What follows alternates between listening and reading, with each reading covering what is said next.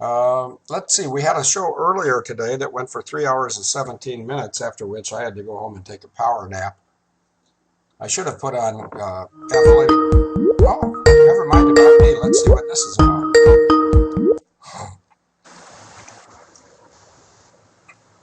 Good evening, Brian and Gordon. Hi there. Hayfield. Hey, how are you? Who wants to go first? And I've already told them we're going to be talking about a manner which some people believe that we can gain our sovereignty. There's other people that believe we already have it. But meanwhile, I'm here to learn and listen. So do you want to go first, Brian, or do you want to introduce Gordon and let him go first? I'll let Gordon go, but I'll introduce him. I've known Gordon, I guess, going on 11 years now. And we've spent all that time, and he had spent many years before I met him, studying all about this. Excuse me for the cold I have. I'm going to do the best I can. He spent many years delving and digging into law, finance, you name it. Everything that the world seems to fall within these different paradigms that all come together to basically keep people in bondage, is what it simply is. And so after meeting him, we've been through many interesting adventures together as far as discovery, and he's come so far along that basically you might say he's found the simplicity of it all. But Gordon's a brilliant man and a great friend of mine. And Gordon? Yes. Do whatever you want. Okay, I'll take over on this now. Now, as I say, Brian said I've been doing it for some years. I've been doing this full-time for 15 years, researching, and I've found some really key pieces of information. One of the things I found is that if you look at the House of Lords in England, most people believe that a Lord is a hereditary title. Well, it's not. That's the first big mistake that people make. Everyone was born a lord, but no one showed you how to take it. So every man, woman and child on the planet was created a lord or lady at birth, but you've never been recognised. Now, the controlling people on the planet know this. They keep very secret for good reason, because when you find out, you can come out from under their control. So when I'm doing my research, another friend of mine pointed out that, because he is a lord already, was born that way, and he said, do you want to become a lord? And I said, of course I do. So he gave me the basic information, and we did the paperwork necessary, but he didn't expect me to follow through with it further. That was a bit of a surprise to him, because I don't think he actually fully understood all the implications that are involved with it. So the way it works is, a lord is normally, as I said, normally considered to be hereditary, but you can do it through paperwork. But you have to be recognised by an existing lord, and they're supposed to have the knowledge to be able to show you what to do. So I was given a certain amount of information, and then I started to do my research and found out that there's some peculiar things which lords have in common. And the first one is, you can't sue a lord. And I find that quite interesting. You can't sue a lord because they have immunity from prosecution from the normal system, because they have abandoned or given up their surname. The surname is what traps people in law. The Roman law, which comes controlled by the Vatican, controls the surname. So to become a lord, the first thing you've got to do is rebut their claim that that surname is yours. That is what the key point that I've found. Then when you find more out about how that control is done, in court, you'll notice that on the surname is always capitalised, it is owned by the Pope, and you're using somebody else's name. It doesn't belong to you. On the birth certificate, you've got your given name, which is your God-given name, and they cannot mess with that at all. The courts are not allowed to touch that, but because you're using the Roman cult name as a surname, they have full control. And you are guilty because you've walked in and said, that's my name, but no, they know that it's not, doesn't belong to you. So you've immediately perjured yourself in court. Now, if you've perjured yourself, you're guilty, no matter what you bring. And that's how they've done it. It is that simple. So what I've done, I found this out. I actually went to Birth, Deaths and Marriages or Vital Statistics, and I asked them, how come my name here, the given name, is on the birth certificate, but elsewhere on the thing, you've got the surname added there? And the answer I got was, oh, that's only a presumption. So there's the key to it. It's a presumption. Presumptions can be rebutted. And in their law, it says that a presumption that is not rebutted remains as fact. And that's the kind of trickery that goes on. Now, getting back to the House of Lords, in older times, when these people did their original documentation, they created their own private trusts, like the Queen and the other royal families do. They created their own private trusts. They dropped the surname. They gave themselves, they adopted other names. And you'll find that they're Lord such and such of a county or a district or whatever it is. And through history, the royal families, on a regular basis at various times, have changed their surname so that the Roman influence couldn't say that belongs to us. The last time the British royal family did that was in 1917 during the First World War. Their original name was Battenberg, and they dropped that and changed it to Windsor, just to make sure they broke that line again so that the Pope couldn't get control. Now the Antichrist, the Pope, and the Jesuits who are currently running the show know this, and this is how their Roman civil law is a disaster for our culture. The Queen's job is not what you think it is.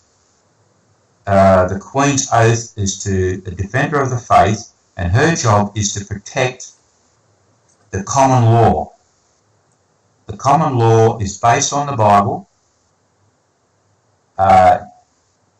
Also, the other thing is that the basis of the common law was set up by the Magna Carta in 1215, and it's had various updates. But the Magna Carta is your safeguard.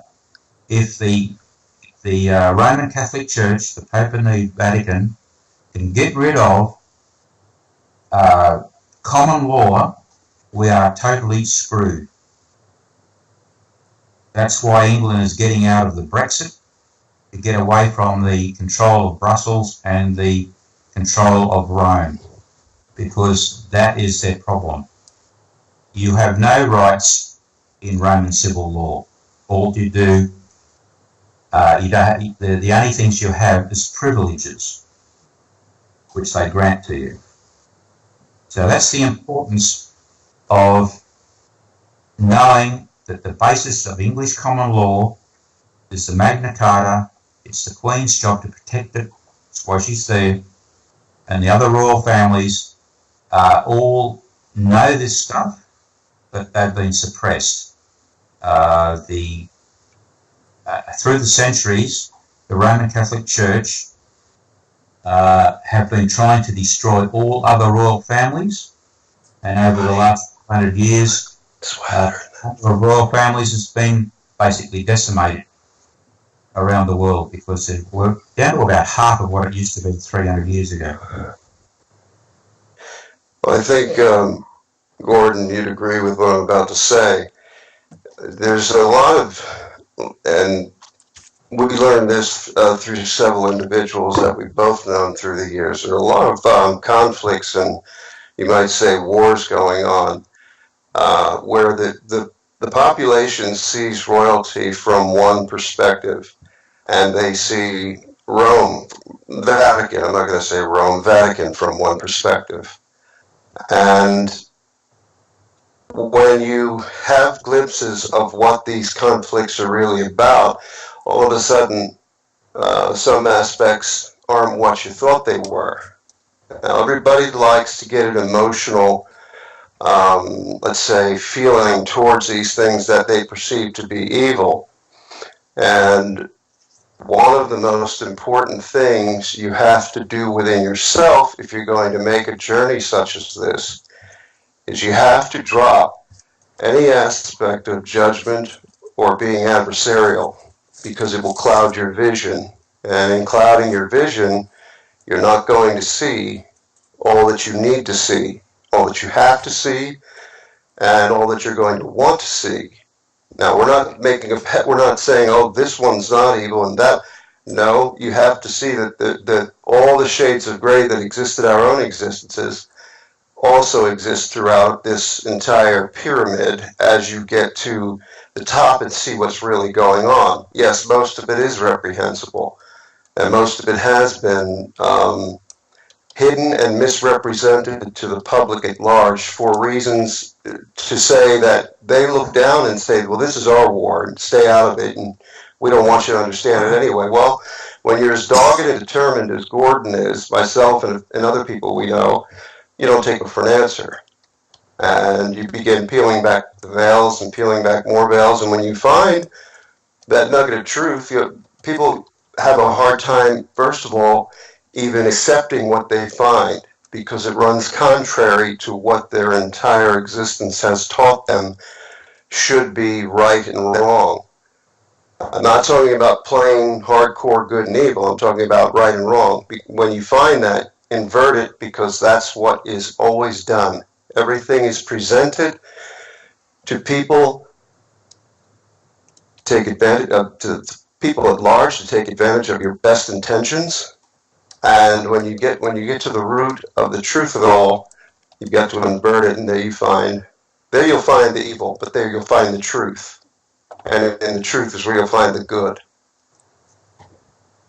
Yeah, now with this stuff, people really do have to study the English history. Yes. It's rooted in that. If you don't understand the history of how all this was put together, it's just one big mess. Now, I will go back to the point where I wouldn't call it ancient history, when William the Conqueror came over from France to take over England, he did that with the blessing of the Pope at the time, which was Alexander II, and in those days, you've got to remember, in those days, all of Europe was Catholic. We call it Roman Catholic. The Pope was the head guy, and all the little kingdoms around the place all gave allegiance to the Pope. If he didn't, he would organise a little coup d'etat and have you killed and replaced by someone who was more amenable to the Pope at the time. That's the way it worked. So anyway, when the former King of England died and they put Harold on the throne, that was, well, he wasn't agreeable to the Pope. So the guy in Normandy called William made a deal with the Pope. Yeah, I'll come over there and take over and run the show. So that's what happened. The Pope Alexander II gave William a papal banner and a papal ring, and he went over there with an army to take over control. Now, there was a bit of a deal done on the side, which is not very well known,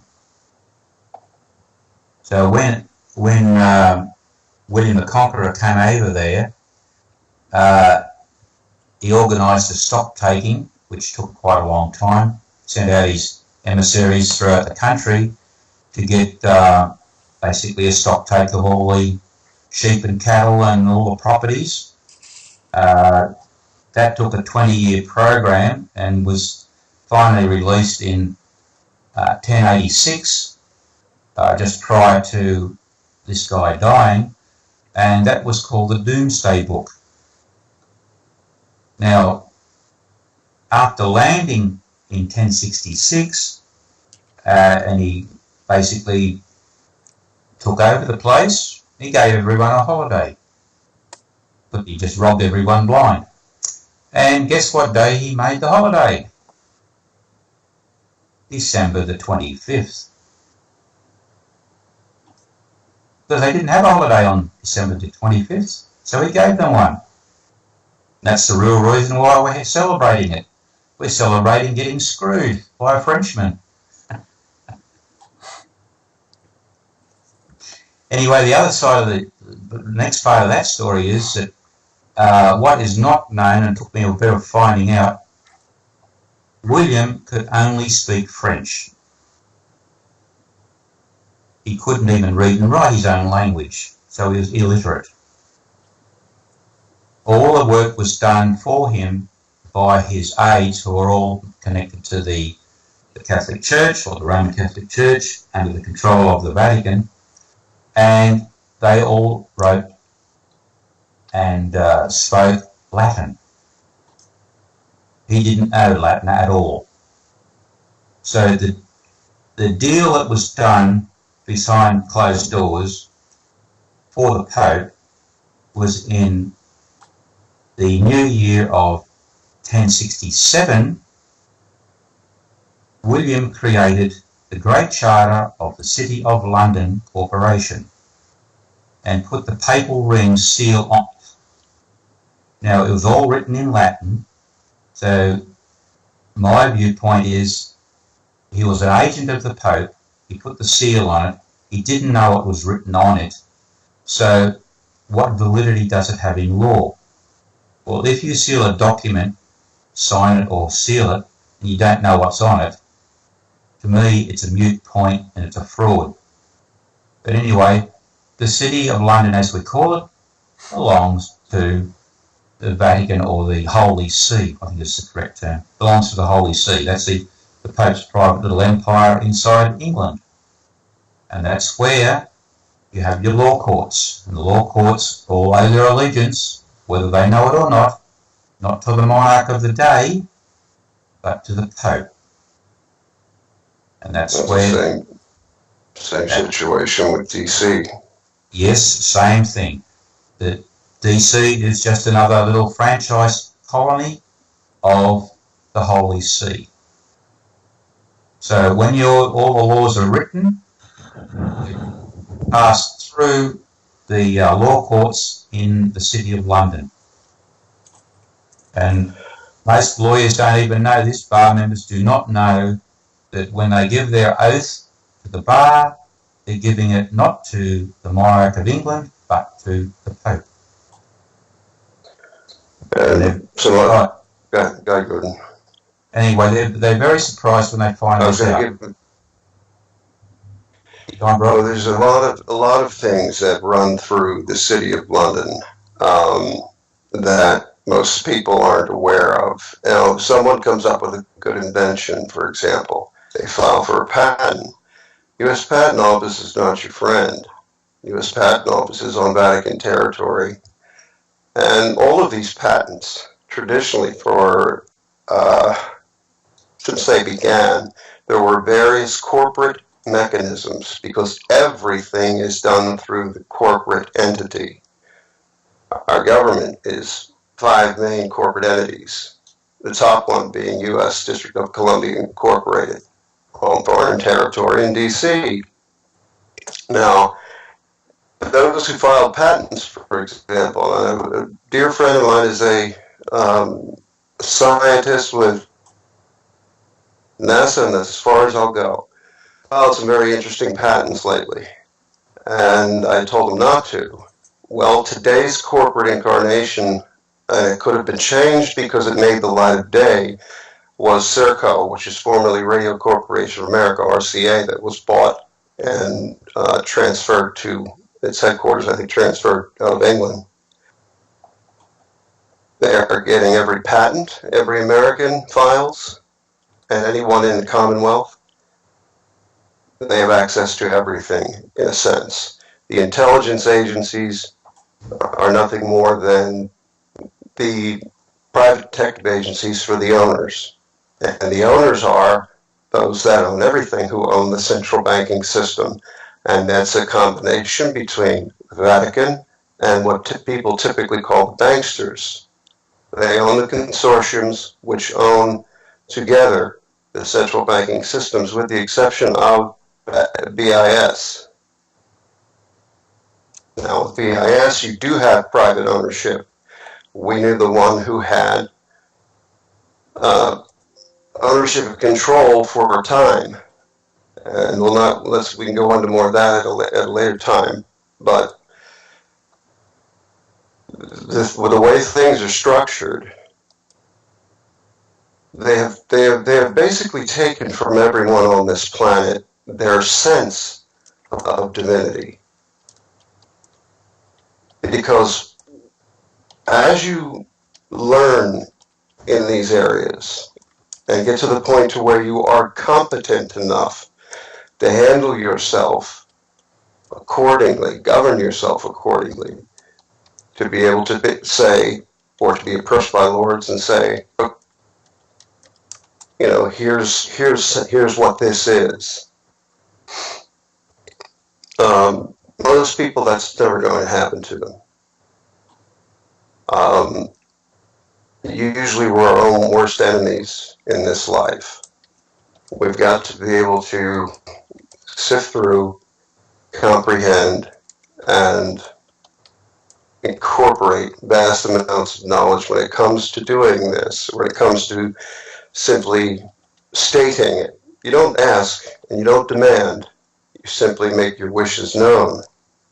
But the competency level has to be there, and that requires study with regard to true history and not how the current legal system works. Yes, I should say, take that back. Yes, because that's really not too difficult once you get down to it, because you can consult the same books as anyone else. You can consult the same information, the same case histories as anyone else. But we're looking at, a way of seeing things.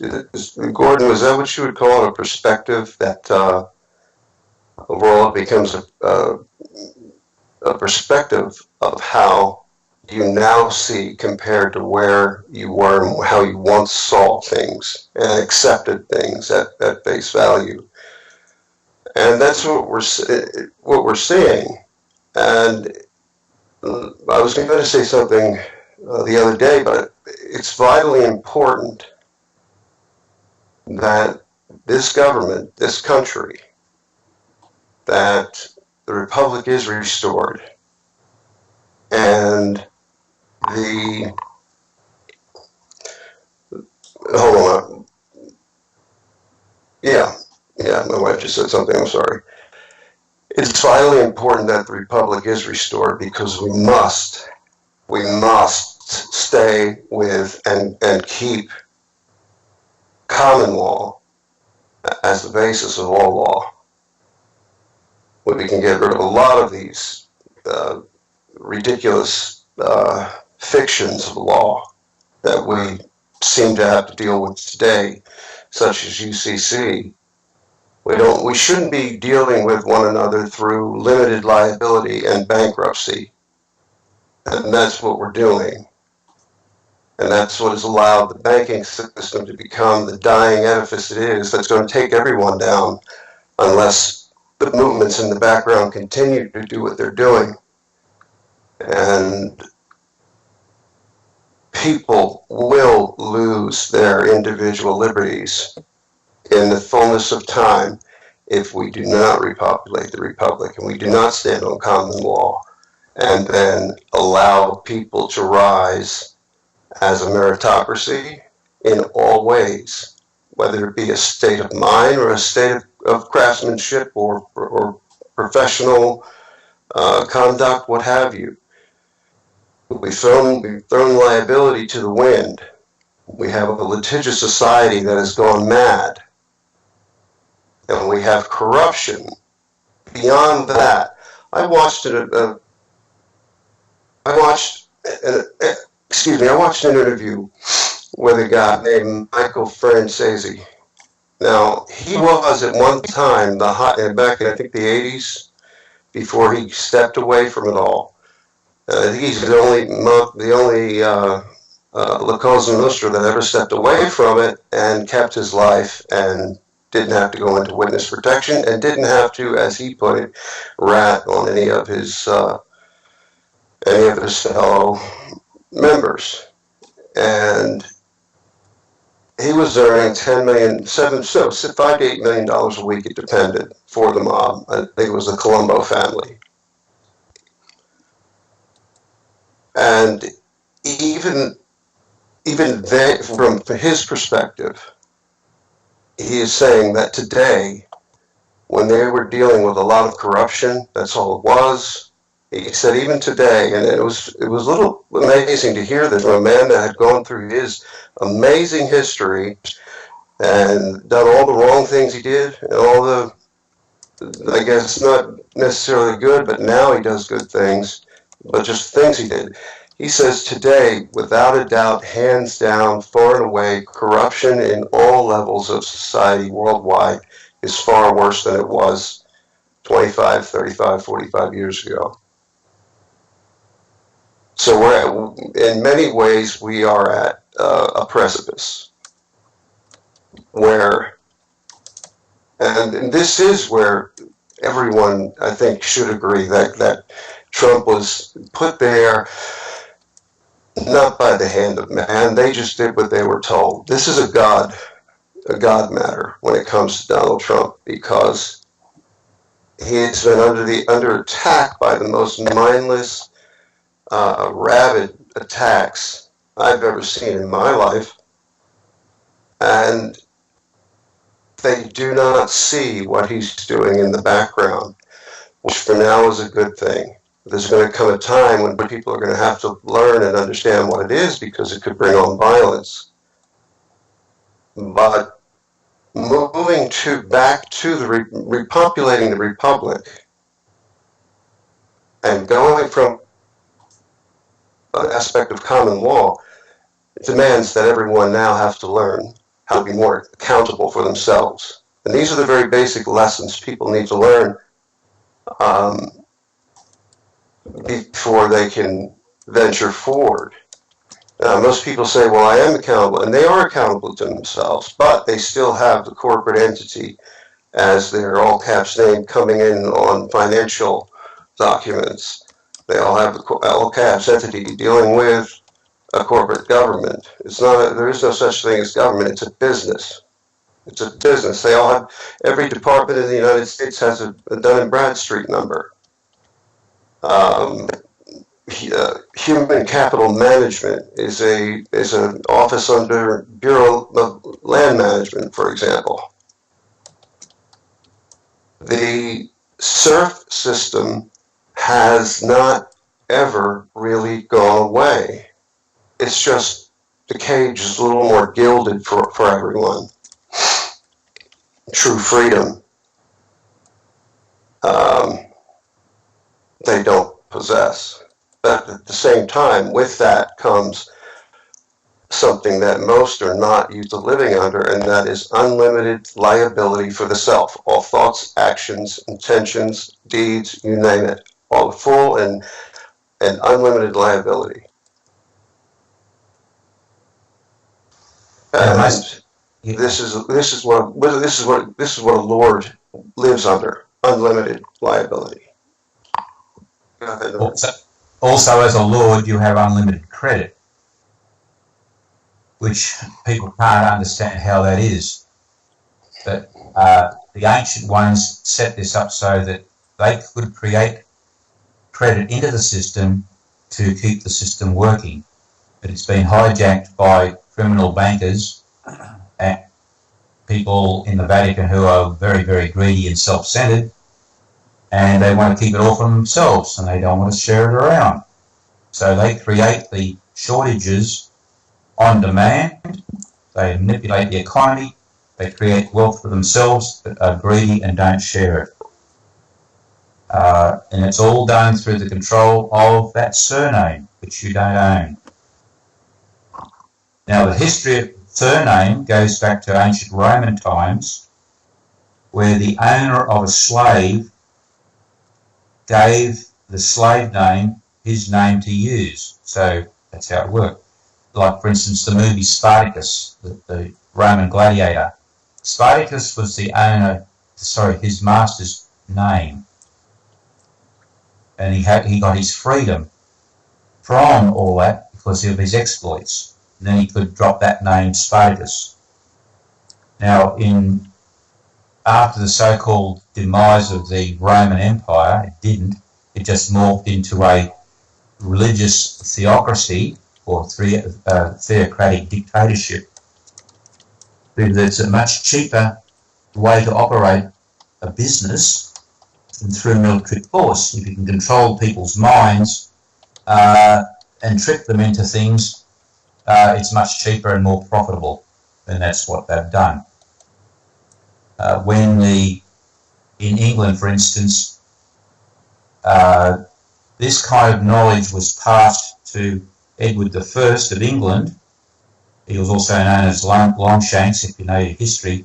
He was an absolute, we'll put it this way, you wouldn't want to even have him as a friend because he'd kill you. He was just a psychopath. Stab you in the back.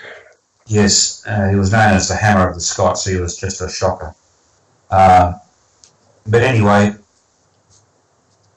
when he went on his crusades to the Middle East and his father was still alive, when he came back through Italy, he met up with a fellow called Accursius.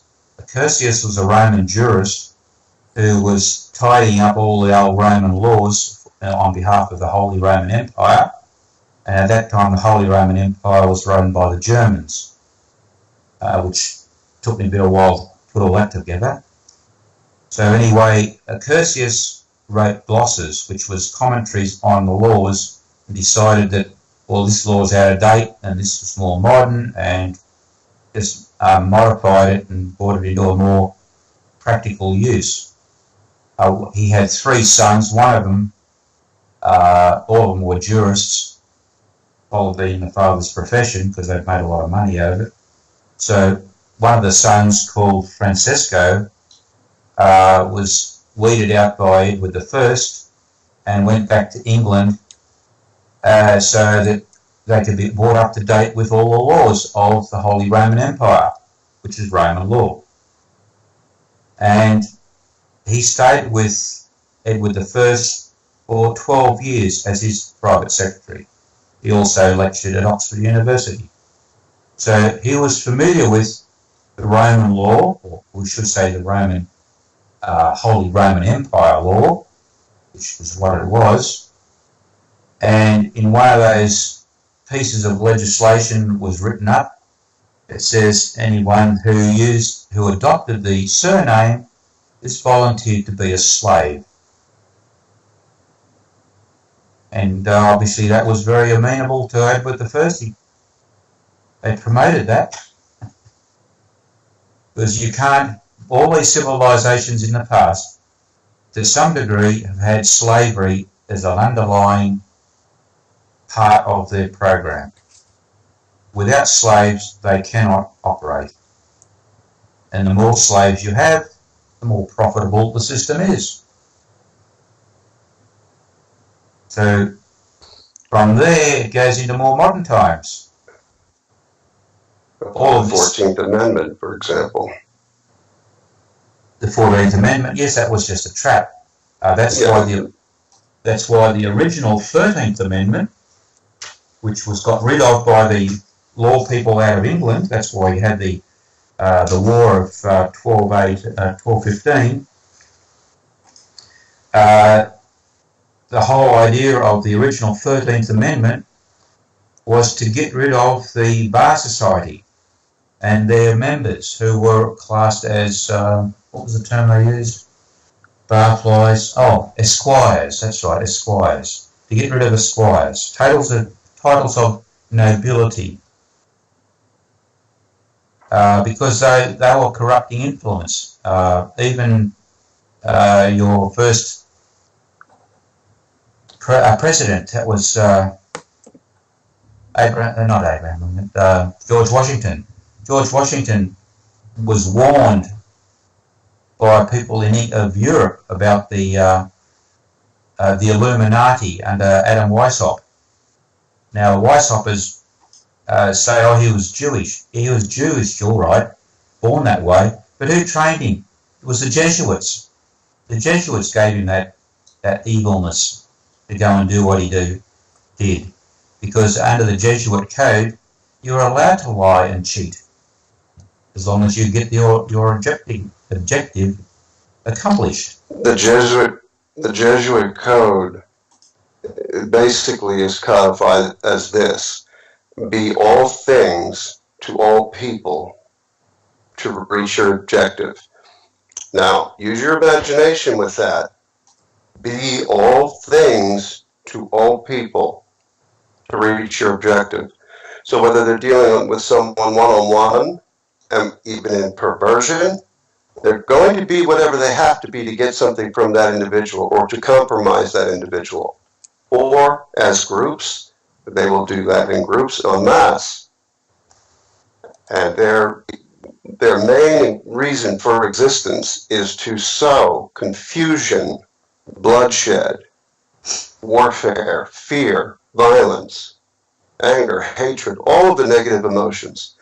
Everything that would be anti-Christ, anti-Christos, all of it.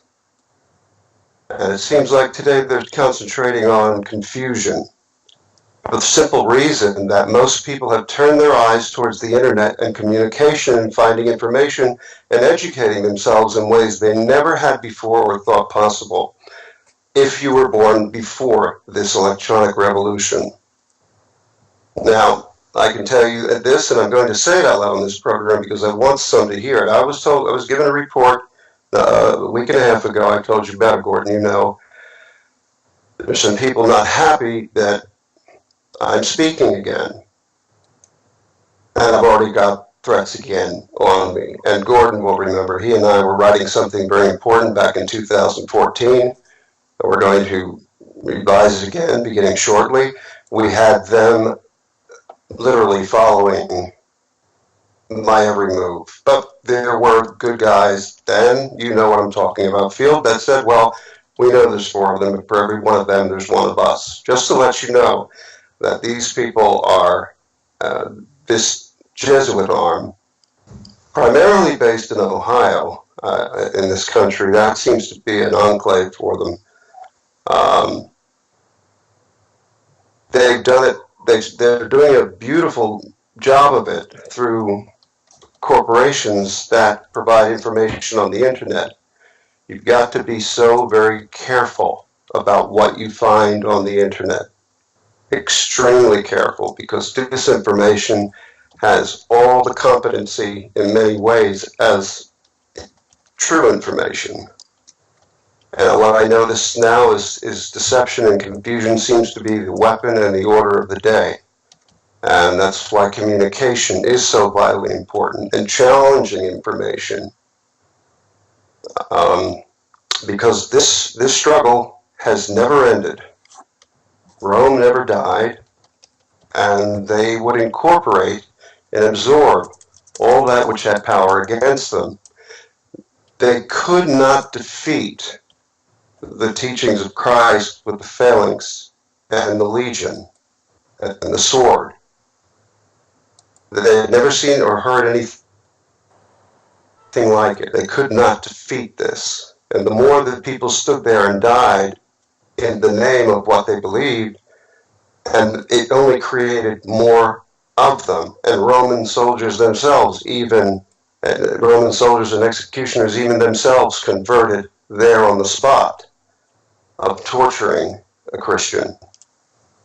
So this has never ended. This is just that Rome has simply morphed, become extremely sophisticated, and they're trying to drag everyone into a digital existence to where a wedding signature no longer becomes the point of agreement or the representation of the meeting of minds. All you have to do is click a few boxes. Well, that is not where people need to go. I think most people can understand the total mess that their lives could be made into should the court system support that. Now, get a credit card or something online and default on it, go into your local courthouse. Where's the wedding signature? Nobody ever asks that. If you do, you'll win the case. For now. For now.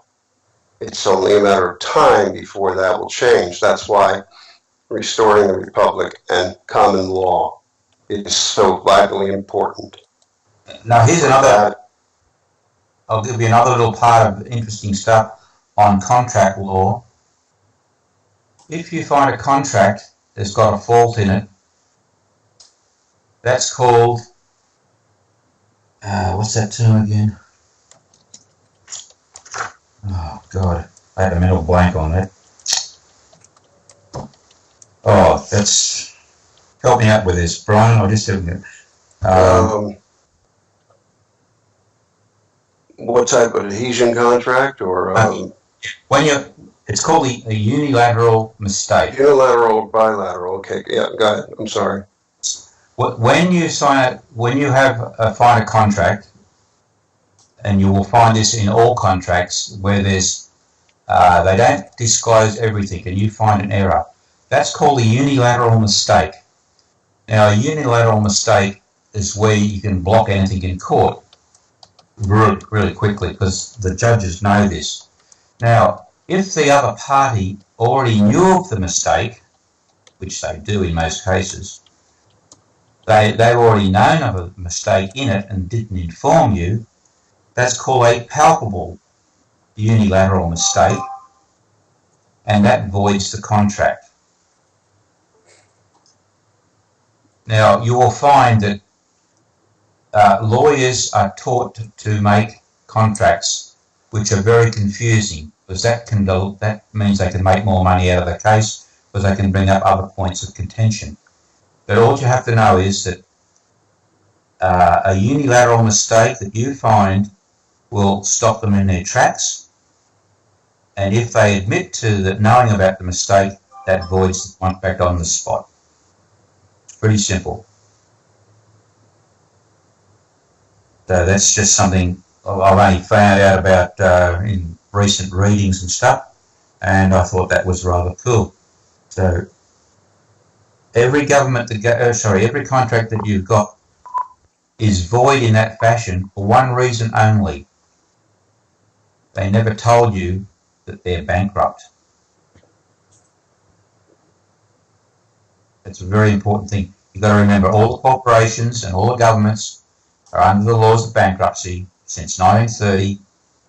The international bankruptcy has been running that long. It hasn't changed. And all these corporations are bankrupt. They cannot make a charge against you because a bankrupt cannot bring a charge against a living man. Only another corporate entity, which is your straw man called the surname. That's why you need to get rid of the surname.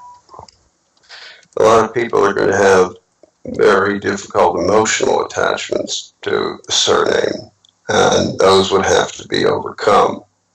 They would have to get to the point to where, in a sense, they would be, let's say, rebooting family and generational history from that point onward, and the record keeping would be incumbent upon them as far as births, deaths, etc., and handled on a county level. But we have there's problems inherent with that, with such a mobile society. But in the end, if you're going to do it individually for your family, then the flip side, Gordon, is that people have to be able to operate from that realm and interface with what exists. It is, in the end, it is Rome's system, and it is their let's say their creation, their system, their matrix, and interfacing with that becomes the part where people need to know contract. Not only the simplistic aspects of contracts, but the complex aspects of them and how to execute them. And everything changes. Getting a bank account is not the same. Handling Federal Reserve notes is not the same. But in reality, when you find what is necessary, it can be put in place. But it has to be done once the education is there to then move into that realm. And I've heard a lot of things in the field. I've heard you mention a few things about the Republic being restored and the disposition of lawyers now. Are they going to be attorneys or are they going back to counselor? But from the people I talk to, yes, some of this is happening. It's moving, and it's making its way in. I just hope we have a transition back toward the Republic with as little violence as possible. But common sense dictates there's going to be some things like that happen along the way. Doesn't have to, but it probably will, because there are many young folks who are quite ignorant, but they're quite angry, and they're looking for that cause, and they've all seem to have found either apathy or Antifa or something along those lines, one or the other. Now, I'll get back to having the surname. When you have a surname, you are required to have a license to operate. Because remember, it's not your name, so by using that name, you have to have licenses. That's why you're recorded with the IRS and you need driver's licenses and all this other bullshit. It's only attached to that surname, and that's a license to use it so you can do their commerce. When you are without the surname, you don't do commerce anymore. It's called trade. Trade is tax exempt. Licenses aren't. It is that simple. Trade is between two sovereign entities. Yep. Licenses are surrendering rights for lesser privileges. I travel. I don't drive a car. I travel. Car happens to be my own private piece of property that I utilize to do that. I could just as well be on a horse. I can't remember the last time I saw a horse with a light. But most people understand these concepts. But it gets to the point where if you're going to engage in trade, you've got to know then how to prepare the right documentation to reflect whatever contract you're entering into, be it a short-term or long-term one. What'll be interesting coming in this country when they do the census, there was a lot of argument and a lot of nonsense over whether someone was illegal or born in America. That wasn't what I was hearing. What I was hearing, whenever the president or anyone, giving a press conference on the census category of "Are you a citizen?" I kept hearing "American citizen." That's a good thing in my mind. If they had said, "Are you a U.S. citizen?" well, that's not so good. That would render the whole census, even though a census is a constitutional act, to the it was originally intended for Congress to know how many there were in a population in order to appropriate the printing of more money to keep the unit of currency stable. Today it's for many different reasons. It's for usually gerrymandering, reorganizing congressional and Senate seat districts so that one party or another has a chance to win more. Again, all of that nonsense has to be dealt with. But the main question is, on the census, would it say, "Are you a U.S. citizen?" In which case, if you're a corporate U.S. entity, if you want to maintain that corporate shell, then check yes. If you're not, check nothing or check no. Now, in cross-referencing, they're going to know if someone has lived here all their lives or for a long time and is a citizen. But there are ways then to actually change these documents that the government gives you simply by lining out or answering correctly as opposed to what is normally expected. But the point of what I'm saying is, with all of these types of things, be it registering a vote, be it a census, it is representative of a social contract.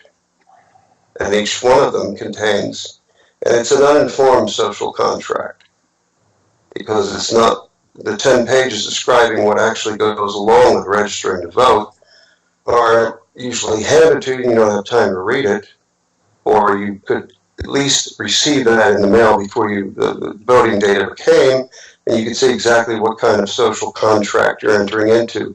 In short, to register to vote, you're entering into a contract that allows them, that's basically saying, well, you're going to vote for whatever candidates are giving you as choice, and then once you've done that, you're basically going to have to abide by what they say and what happens and what is done. And this should help answer the questions about why doesn't anything ever get done. Well, you're dealing with a corporate entity in Congress, with the whole thing, and you've given them, through a social contract and registering to vote, the right to, again, for another reason, many social contracts contain these same types of implied clauses that open you to what happens from that day on, regardless of who wins. Standing outside of all of that is where people should want to be. Not at odds and not at war with it ever, but standing aside from it. Because all these are just simple unilateral contracts, and you're not the one really being served. It's the same thing on a DS-11 form for a passport. They still have U.S. citizen. Well, I'm about to apply again, and I'm going to mark no. And then a whole different process takes place. So, if you're going to move in this direction, you have to be. It would take many lectures, and there's a lot of good stuff out there that people can find this stuff and take it further than they have, because I know a lot of people wonder why they don't get results or results in the way that they had intended to when they're trying to, quote, remove themselves from the system. But there is the way that Gordon and I are discussing that actually does it. Gordon, you can go into some detail of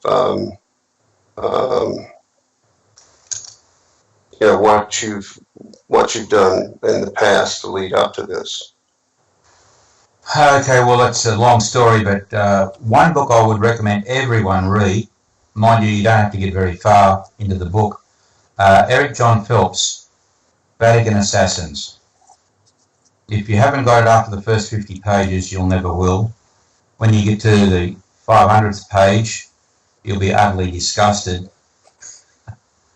But that's your problem on the planet, because how it's all manipulated. So that's a very good read. It's a big eye opener. But yes, once you find out how it works and why it works, you can manoeuvre through it. I've been pretty lucky. I've never been arrested. I don't know how I've avoided that, and I haven't been shot yet. So that's another sign that it must be doing something right. But I often say I know what doesn't work because I've done it and found the hard way. So, but yes, you've got to go in peace. If you get aggressive, you can never be aggressive in court. Otherwise, they'll lock you up quick smart. So you've got to be very polite. You've got to act diplomatically all the time, because they're looking for any excuse to beat the shit out of you. And that's being polite. Because if you're aggressive, yes, some people get shot. I had a friend of mine who was always a bit aggressive. In the end, he found out the hard way, your head is not meant to demolish a brick wall. He ended up 6 months in a coma and eventually died in a nursing home, dribbling and not knowing what day of the week it was. So, yeah, that was the wrong approach. So, yeah, these things do happen. The police are not there to protect you. They're there to enforce policy. In this country, they've militarized them. No, we're militarized. Other countries are militarized, but put it this way, there's very few gun deaths in Australia. Very few indeed. We're pretty lucky like that. Although a lot of people have guns here, most people do target shooting or go and shooting animals, feral animals and stuff. Most of the criminal activity, they use knives, which is amazing. So yes, but basically the crime rate in Australia and New Zealand are very, very low compared to the US. So it's a country to a large degree. But yes, you do have these highway robbers, and they do make a nuisance of themselves. That's what most people consider the police to be, unfortunately. And, the people are standing on their constitutional rights here, and very few are understanding how to do it. Let's say, gauge the attitude of the policeman and to keep it in that narrow field it needs to be kept in, to get him to see that, this is what it is. And a lot of times they'll just break the window and pull you out and commence to assaulting you. And so I've never had any problems with it, though. Others have. But when you do get to a point, Gordon, when you file certain notices here at certain levels, you do get, if you know how to do it right, you do get a DND, and a permanent Second Amendment right goes along with that. In other words, you're outside of this immediate system, but usually you're still dealing with it in some way or another, be it through compliance to the IRS or what have you. But a lot of that's changing. A lot of that's changing now. So, but there is remedy within the system, but there's so much to read. Like, how many codes you got to read to find out how its system works? Yeah. We have codes out here like the IRS codes. They're so involved. I found a few of them which might be useful, but overall, why play their game? Just get out of it. And that's Mm-hmm. at the moment. Just get out of their system. Give them their bloody surname back. They own it, so don't use it. And that's what I've done. I've sent it back. I've surrendered it back to them. You can do that. You surrender it back under the Labour Code, Section 192. You read that. You can actually get rid of it. Where would you suggest people begin, like people listening in right now? Well, they need to know the Labour Code because we are in a wartime situation. This is worldwide. It's just not in America and Canada and Australia and the UK. This is worldwide. The international bankruptcy that's been applied that way in every country around the world. We are under martial law because we're all classed as enemies of the state, and we are belligerent. So by surrendering back to the system, into the military, you become a non-combatant. Now, as a non-combatant in a military engagement, the military have to protect you and your property. This is lost on a lot of people. They think we're in a free society. No, we're not. We're being occupied.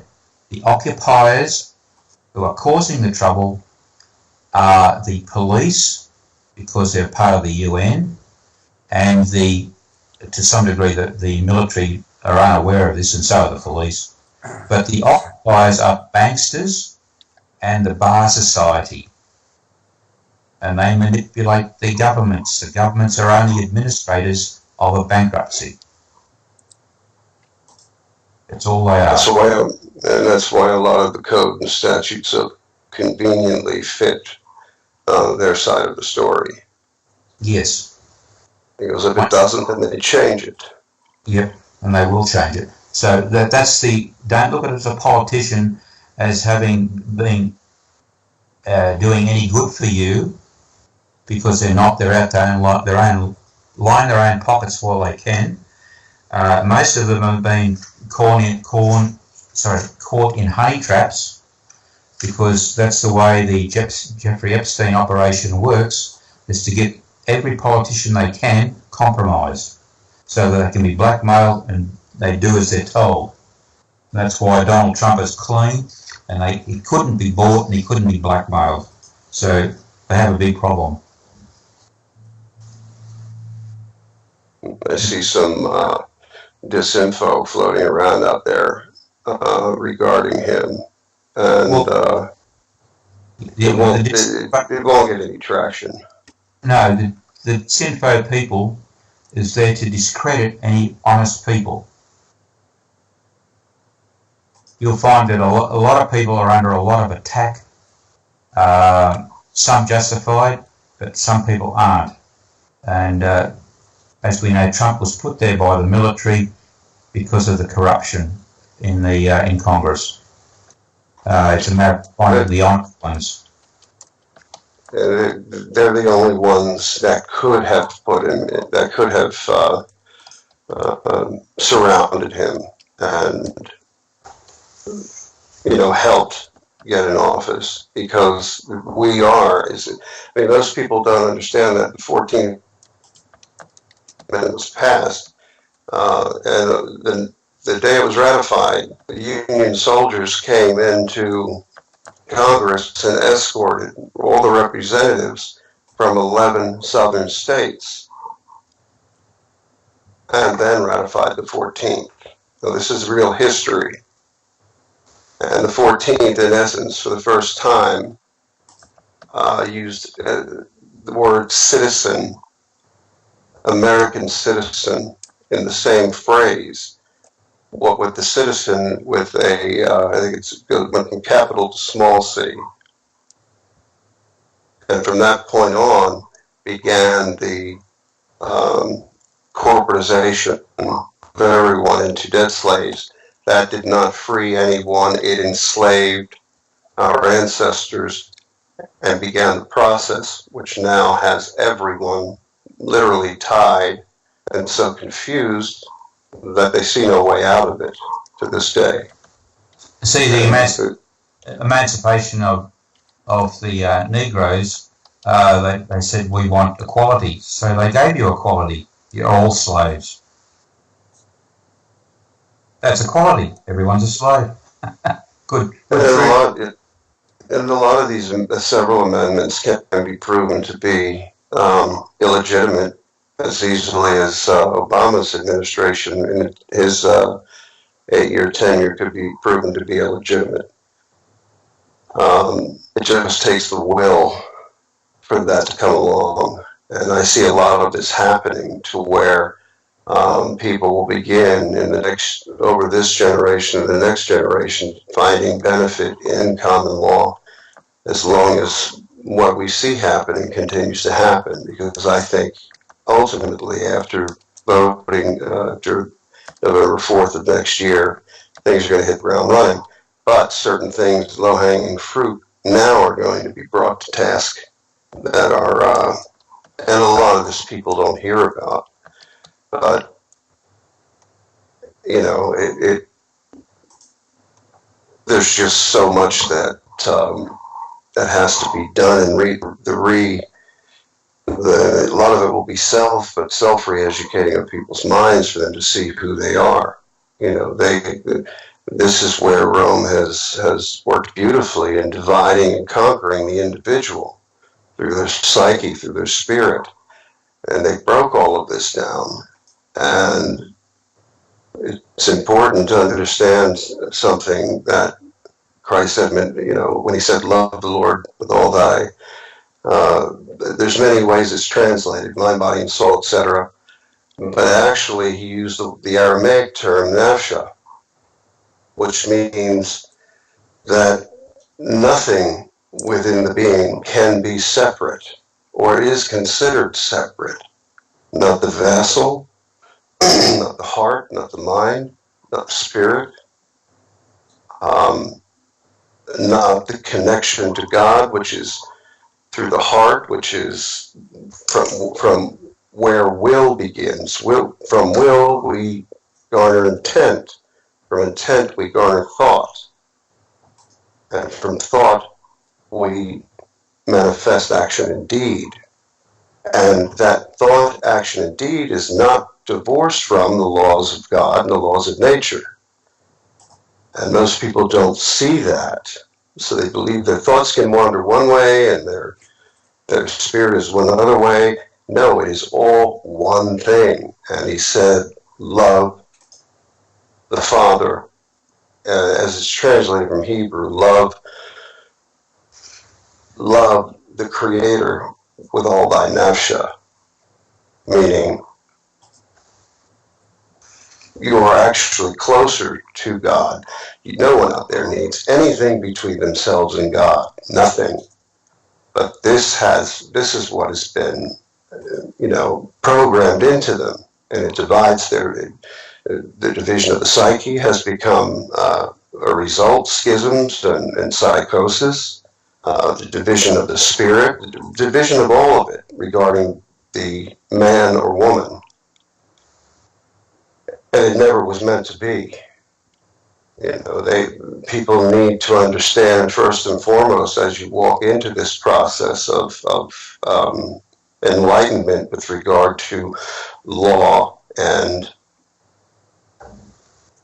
being, an essence of being, that you have to be able to look in the mirror and say, I am, and really understand, or feel rather, that is, you are a shard of the one great crystal. Identical but small. No, you're not God. But everything we are and everything we see and everything we touch and everything we can imagine on this planet and elsewhere is not separate in any way. And this is easily how, let's say, ancient Roman civil law and what they took from prior to that has manifested up to this day. It all goes back actually to the Babylonian Empire, second, where they devised tactics of mind and slave control. And it's been built upon and seen many incarnations and many changes. We went from the whip and the lash to control those who they wanted controlled, to serfdom, to tradesmen, to then let them choose their own occupation, all the way up to today. And I'm not saying everything is horrible. No, everything is there's so many good and beautiful things about this planet and this life. The way it's being administered is hurting more people than it ever does truly help.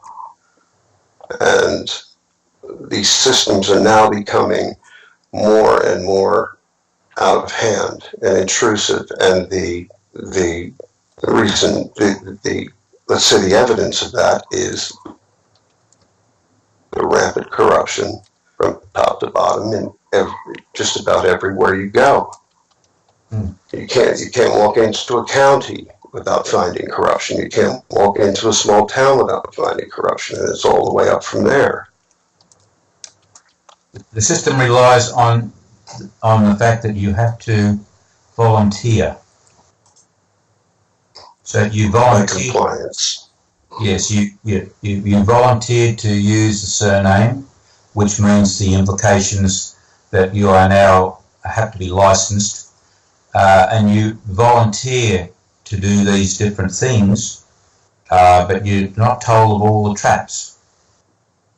So it's just time you unvolunteer. And I think that's basically what you've got to do. I sent notices in some time back to take myself off the electoral roll, and they wanted an answer. Why do you want to be taken off the electoral roll? And I said, I've left the country. That's fair enough. Can't vote if you're not in the country. And I've done other things like that to distance myself as much as possible. And of course the last one, which was when I found out about the surname being owned already, that's when I rebutted their claim or their presumption that I own it. And that's the process that's going through at the moment. So hopefully very soon I'll be acknowledged in full. I've already had my paperwork back from the Privy Council with the title that I wanted. And in that process, I had to say that I was abandoning the surname because that's the mark of the beast. Now that doesn't make you a part. Explain again, because this is very important for people to understand. That doesn't make you anything other than a sovereign individual. That's right. That's all it means. Because you cannot be a sovereign if you're using someone else's name. You can only use the given name that's on the birth certificate that your parents gave you. That's your God-given, unalienable rights. And no court can control that. But they can if you illegally use somebody else's name, which happened to be owned back to the Vatican. And that's where all the trouble starts. And it's all done through trickery, because you are taught that you are supposed to support the respect the family name and all that. Well, when they find out it's not your name, they can have it. If that's the only key that they've got for trapping somebody into their lousy system, good. I'll get rid of it in a heartbeat. Lord knows there's so many different paths you can run down before you find this. Yeah. And they seem they're very well justified by many, and I've seen so many people go down so many paths in this search. There is another process which I'm aware of, and it's called securing the person, which is in the States you use a UCC1 filing, where you can secure the person being the birth certificate document. People are using that, but you're still in their game. As a secured party creditor. Yes, that's right. You've got to secure the person. The person is that name. It's not you, it's that name. But you got to know how to write that up, otherwise you get yourself into a real pickle. So that's why I've gone this particular route. And I believe other people have done it, because I've heard different stories of how people have complained to Vital Statistics that is not their name, and insisted that they correct the record. By the way, you don't go for a name change. A name change, I found out that yes, you can drop the surname, but all the baggage still goes with it. You've got to do a correction because it's a mistake and it's not yours, it's theirs. They made a presumption. Where did you file the correction or notify the correction? Back to the source. In your case, it's Vital Statistics. Out here, it's Birth, Deaths and Marriages. Right. So I've sent the letter back to the head in that area, and rebutted the presumption that is my name, because it wasn't given to me. And the documents indicate that as very well, because that was the quote that I got back from them originally, is that it's only a presumption. Most is only a presumption. All Roman law is a presumption. And it is claimed with a lack of knowledge. Yeah. All Roman civil law is all based on presumptions. When you come to common law, which is based on the Bible, it's all based on provable facts. That's why you have trial by jury. Provable facts. A hearsay is not admissible. In Roman civil law, that I've seen the evidence, hearsay is accepted. So what does that tell you? There's never a fair trial. Well, you won't get a fair trial in a Roman civil law if they accept hearsay evidence. Like, that's a joke.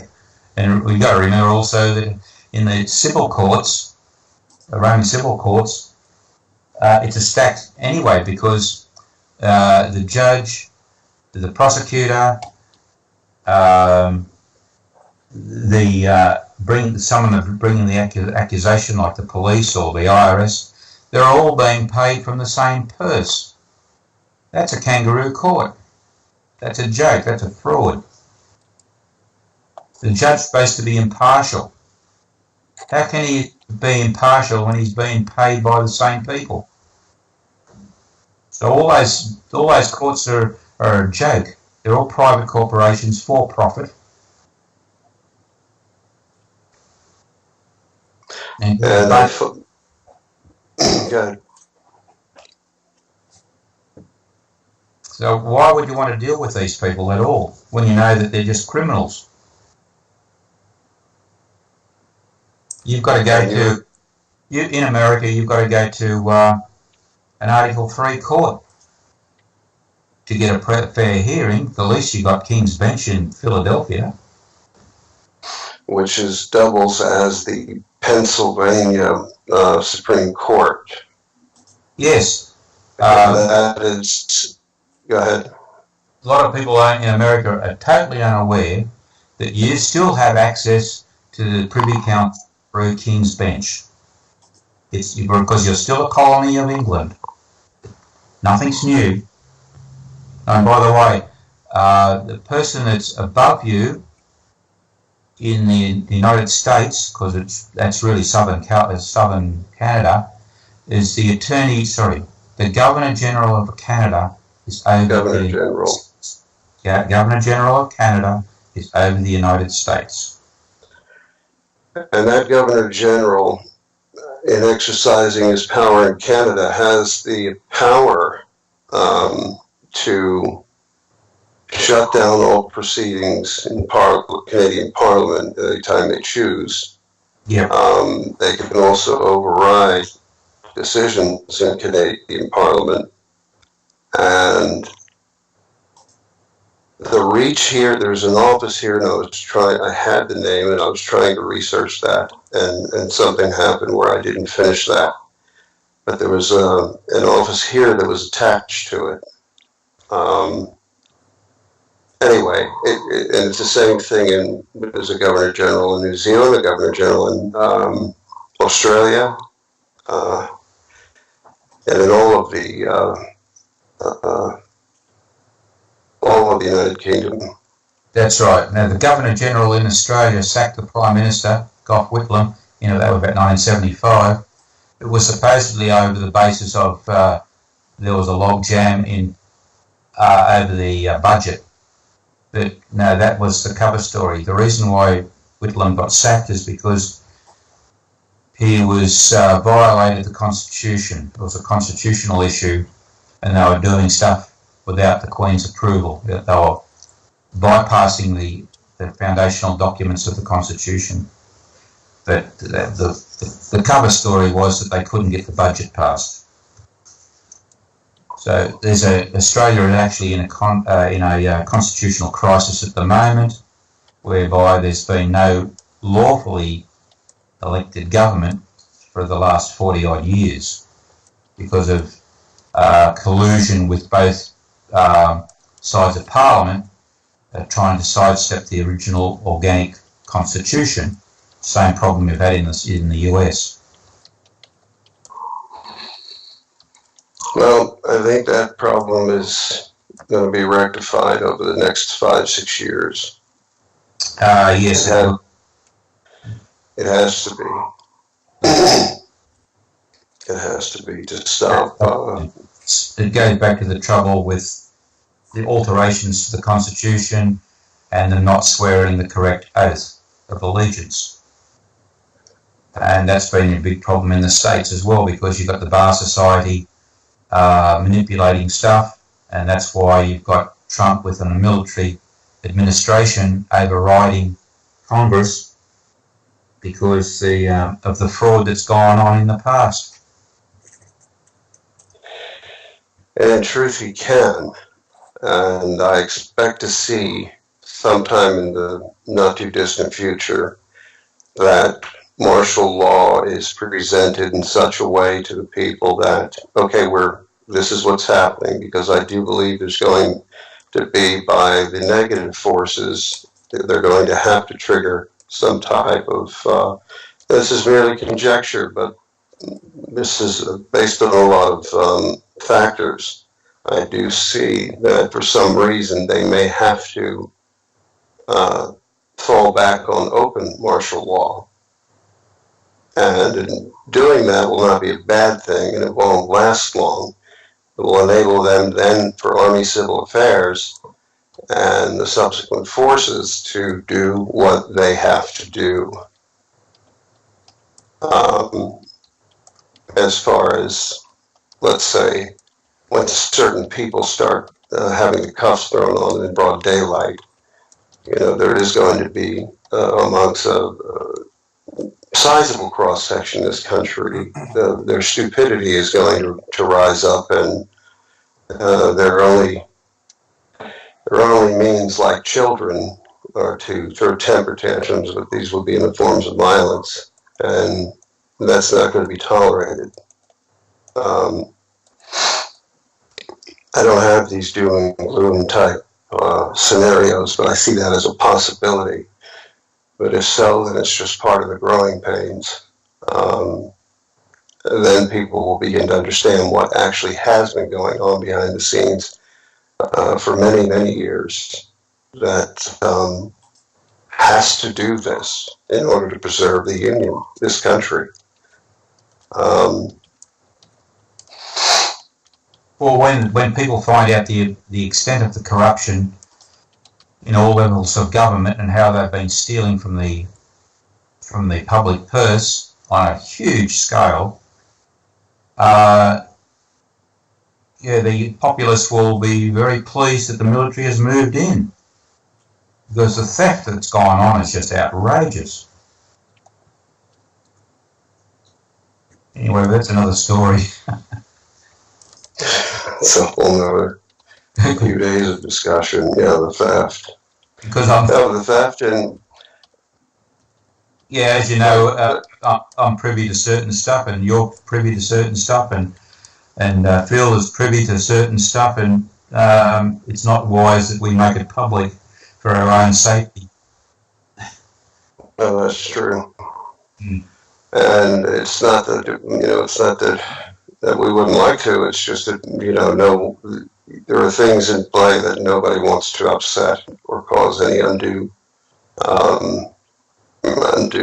tension. That's right. In various places. The Secret Service is doing a good job. That's all I can say. Yeah. There was something I wanted to ask you. We had talked about before. Oh gosh, what is it? Oh God, what was it? It was there was something we were discussing not too long ago. Anyway, oh yeah. When you contacted me and told me where you thought upwards of 1 trillion a day was flowing. Yes, I've got my, put it this way, good research indicates that the public purse is being milked at a massive rate. And that would have to be investigated only from a presidential level. I can't do it. I just don't have the contacts. But I know how the system, because of my training and what I've read, and people that I've spoken to too, that I believe here there's a massive rort going on of the public purse on a just ridiculously high value. Because they start up small stuff and then they monetize it and blow it out, and it just feeds the beast. Well, that's coming through all through the court system in many ways. There's many avenues that can be done, but you do need the collusion of public officials and corrupt banking officials to be able to move, and that this has been going on for years. But the amount is just ridiculous. It really is off the planet.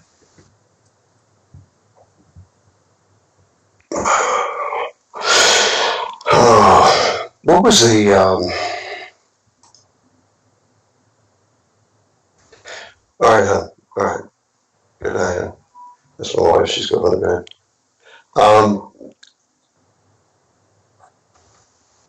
I think one thing I think we're going to run into, though, Gordon, is some possibilities of having to deal with Curia law. Well, if you want to play with that stuff, good, but I wouldn't go near it.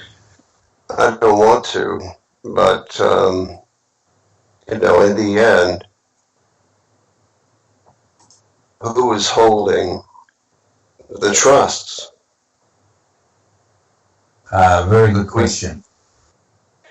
Human beings are the basis of the trusts. That's where the value comes from on their birth. Who is holding them? I know who's doing the accounting for them, but who is holding them? Here's something that people do not understand. When people are referring to the crown, you've got to look at which crown are you referring to. Now, the Queen wears a crown, but she is not the crown. The Pope wears a crown. It's a triple layered crown. And that indicates his status in the so-called system. Then there's another crown called the crown of the Temple Bar, which is the City of London, which the Pope controls the lawmaking division. Then there's another crown, which is like the Parliament of England represents. Now, the crown they're really referring to there is we the people. And you have it that's the real crown. I am the crown. I was born with a crown. It's the top of your head. It's called a crown. We are the real crown. It's the people. And the government are our trustees. Not the other way around. We are not their trustees. We are the crown. The government are the trustees looking after our estates. That's what they're supposed to do.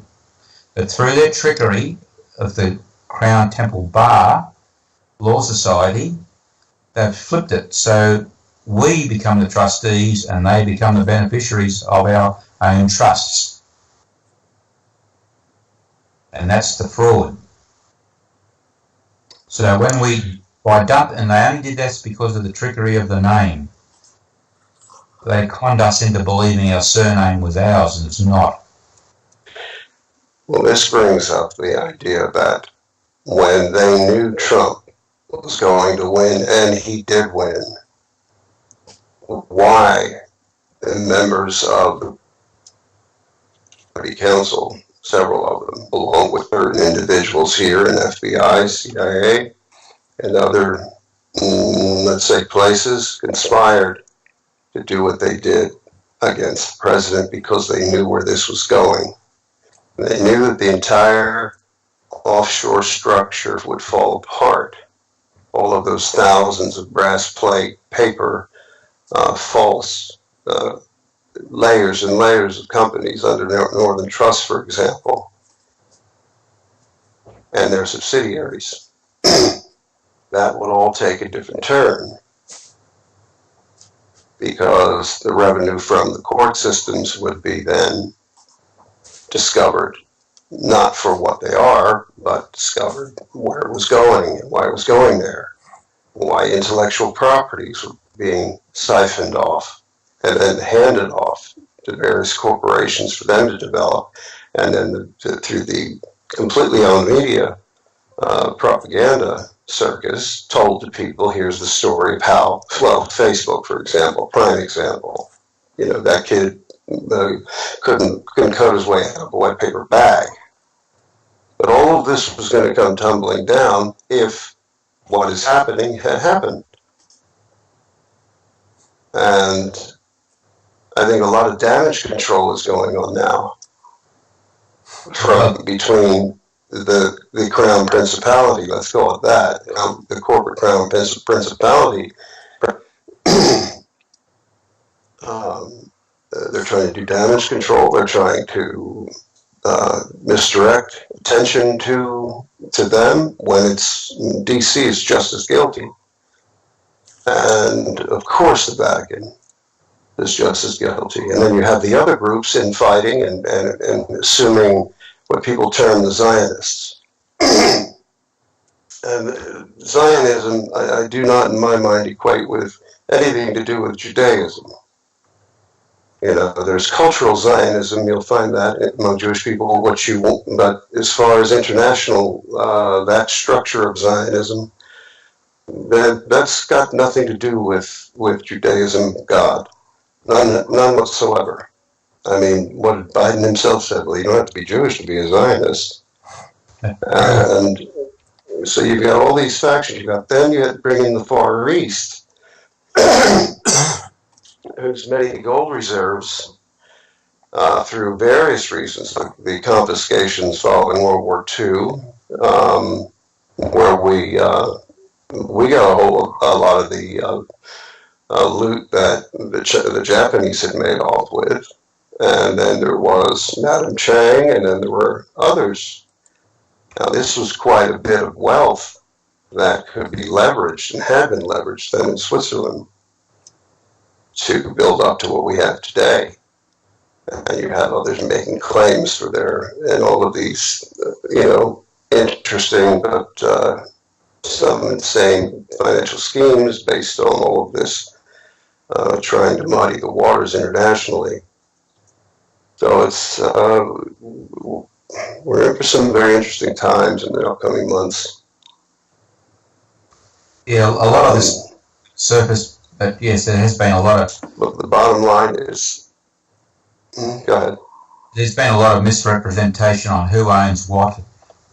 Tremendous amount of theft has gone on, which has got to be recovered. And it's not going to happen overnight.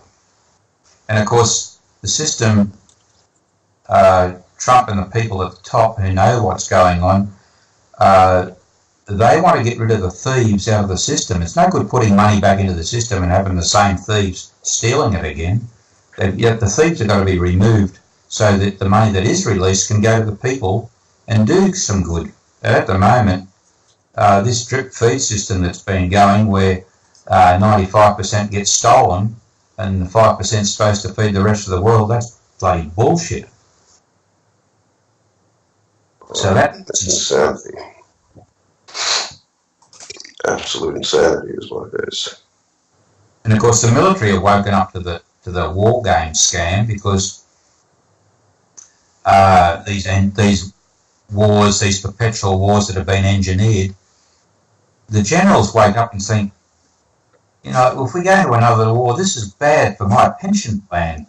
Like getting killed when I'm 64 and I'm supposed to get it at 65 is not a good deal.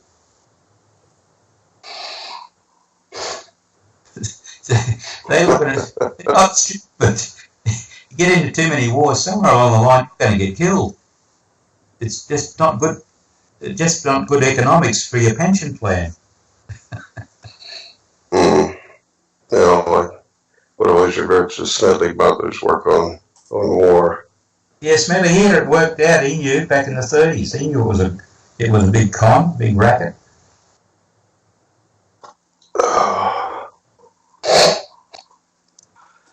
Well, is there anything else you'd like to say about what you've been doing? Oh, not really, because I'm working on a few different projects, but basically I've been concentrating on, most of my time is spent researching on the history, because that's fascinating when you find out how it all put together. Yes, it is. It is, and most people are too lazy to do the research to find out how it works. But as far as I'm concerned, this name business is, to me, it's the silver bullet. It's such a simple thing to do, whereas the other processes through the IRS and through all these other avenues is incredibly complicated and a lot of pitfalls. It was designed that way. Plain and simple. We know that. And so I always go to the simplest way. I've been narrowing it down. People that know me know that I try and do my documents on one page. Mary Croft knows me as I'm very concise and very short in my paperwork. If you can't say it on one page, review it. So I try and cut to the chase, say what has to be said in the least number of words you can. The more words you put down, more mistakes. More misinterpretations there could be. Yes, so you've got to be very precise in your language, because if there's a way of misinterpreting it, these legal people will. They look at every avenue, how they can twist it and make it, give it a different meaning. Field, are you there? Do you have any things you'd like to discuss or any questions? No, I've been listening and learning and visiting with the chat people. And Brian, your wife, sent me a message. She wanted to get in here, and she got in here about 45 minutes ago. But what I'd like to do is suggest, first of all, I want to thank you both. Um, I came into this show after having spoken with both of you last night, feeling one way, and then today I had an input which was contrary, but I found out that the short circuit was in my own brain, not in what you said, you two collectively, Gordon and Brian. Uh, and I do believe that what I've been listening to now for 1 hour and 46 minutes is not only the truth, but it's also an imperative. And I I would love to regain my sovereignty. And of course, I shouldn't say regain it because as a heir to the throne of God, I've had it all along. It's just like most people listening tonight, none of us or few of us knew that we were sovereign. And even for those who might have thought we were sovereign, I don't think very many of us, if any of us, knew how to let the Vatican know that we're not going to play their games anymore. And I think that you gentlemen both have made that quite clear tonight. So what I'd like to do, if it's not offensive to you, is suggest we move for an adjournment with an agreement that anytime you two gentlemen want to come back and do the same format at the same time, because what we're straddling here is we're straddling the time zones between Australia and the United States. And so I did a three hour and 17-minute show earlier today, and so I'm getting rather tired, but that doesn't mean I haven't been. Yes. Yeah, but I think maybe we have done enough damage for this inaugural show. And for those of you in the chat room who wonder why I wasn't talking much, is because I don't have command of this subject at all. But I find a lot of the things that the two gentlemen, Brian Simonetti and Gordon Douglas, were talking about fit perfectly into the evil that I've been witnessing and working against for the last almost 13 years. And I want to say something that's complimentary towards 107, who was a guest on an earlier show. He continually suggests that people in the United States and elsewhere don't get frantic because changes are not taking place quick enough. Well, quick enough for who? Quick enough for each of the 7.5 billion people in the world, or quick enough for God? And the timing of all this is not only now, but always has been in God's timing. And if anybody wants to read that, it's written in Proverbs 21:31, which says, "The horse is made ready for the day of battle, but victory rests on the Lord." I think that victory has been ordained.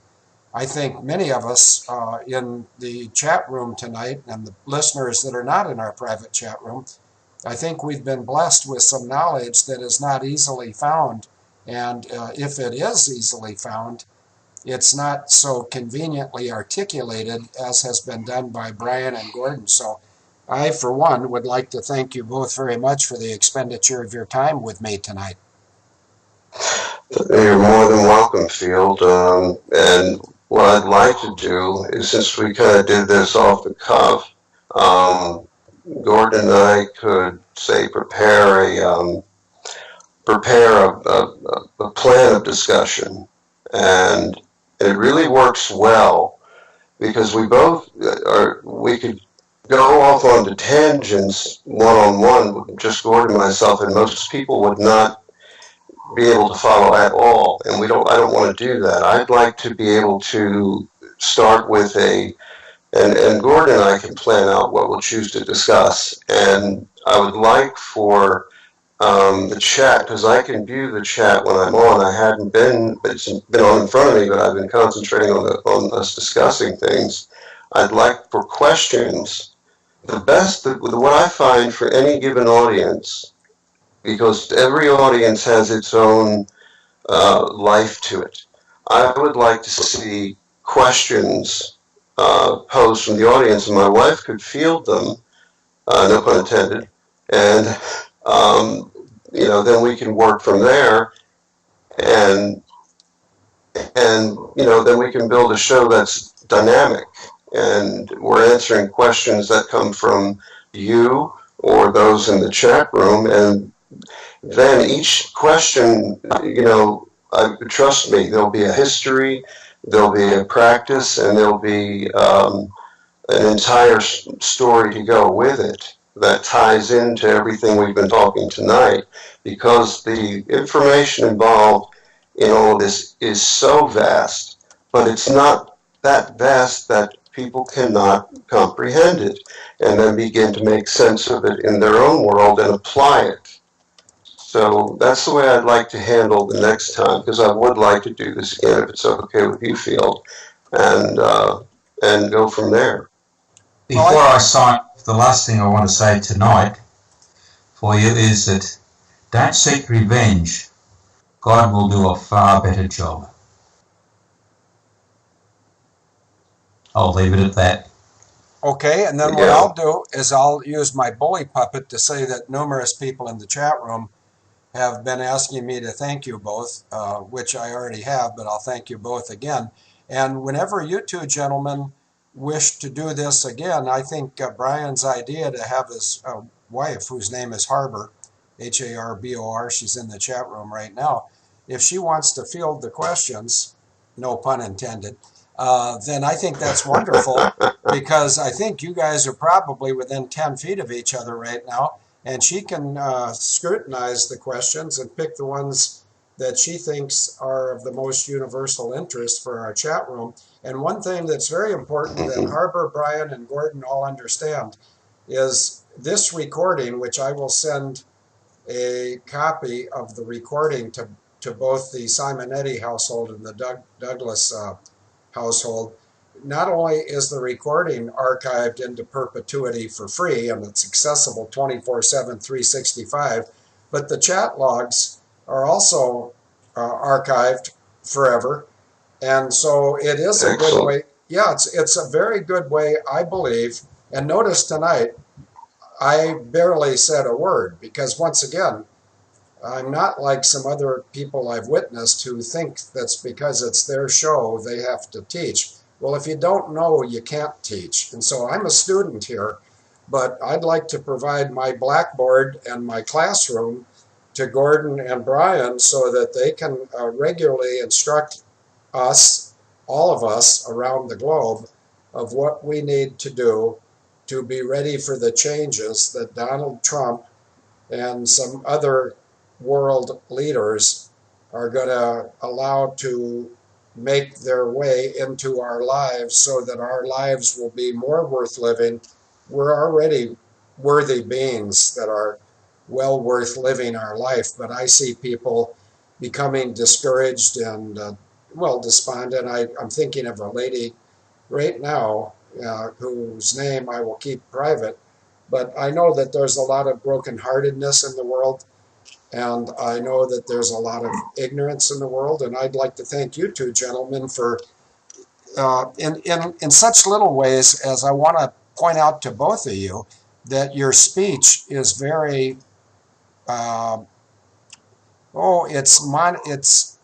it's such that you're not talking so fast nobody can keep up. You're setting a pace that is pleasant and easy to listen to. And for those of us who take notes, they can take notes. But I'd love to host you guys again as soon as you wish to. And the only things that I have to schedule around, right now my wife Denise is over in England, so I could do this 24 hours a day, but I don't wish to do that. But what I am saying, it's only Monday afternoon at 1 p.m. Central and Thursday afternoon at 1 p.m. Central that I have regularly scheduled shows, and even that can be adjusted. So if you gentlemen wish to come back and do this again, next week or the week beyond, or whenever you wish to do it, my facility is always available for your instruction. That sounds great, Field. And yes, we'll definitely do that. And it could be next week if you wish. Like I said, we'll structure it more, and then we'll invite questions from the chat room, and yourself, and we'll take it from there, because usually that's where the most blossoming of a conversation comes from, when we're able to answer people's questions, because, like I said, then entire new tangents are created that all apply to everything we're talking to, and it'd be a wonderful thing, a beautiful thing, and I thank God that we're doing this. It's very important. Um, Thank you, it's Phil. important. Yeah, it's important for everyone. But thank you, Phil. Yes, thank you. Oh, you guys are very, very welcome. It's my pleasure. And if we're all three in agreement, then I guess we can say good night, and we'll meet again perhaps next Thursday at the same time, or any other night you wish.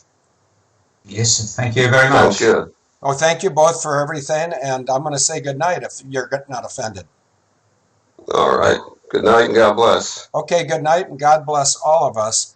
And God wants to bless each and every one of us. And unless we reject him, he will. So good night from Plum City, and we'll talk to you next week. Bye-bye. Bye. Bye.